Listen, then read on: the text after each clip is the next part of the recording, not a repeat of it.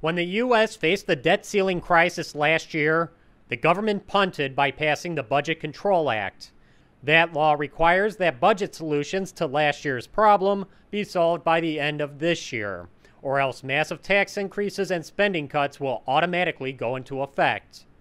Those changes could cut the annual deficit by $500 billion, but at the same time cost the U.S. economy dearly, cutting GDP by an estimated 4 percentage points next year, sending the country into yet another recession. Here in Wisconsin, incoming Senate Majority Leader Scott Fitzgerald is not optimistic Washington will reach a deal in time.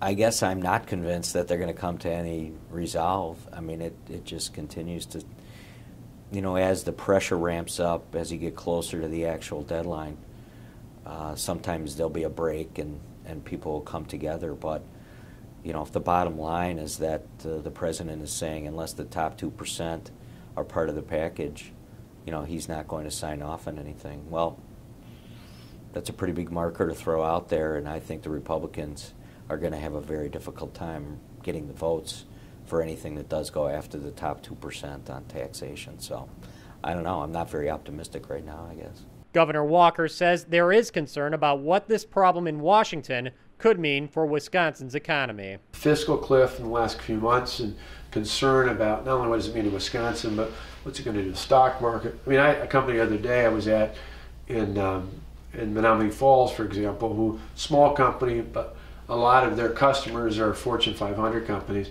Well, they don't know what the fiscal cliff, if it affects the stock market. They're very concerned that will stop them from making investments. If they don't make investments, these guys are in the tank, at least temporarily, because that's their customer base. And so even something that you might say, well, the stock market doesn't affect these guys because they're not listed. It does, because a good amount of their customers come from companies that are directly affected by that.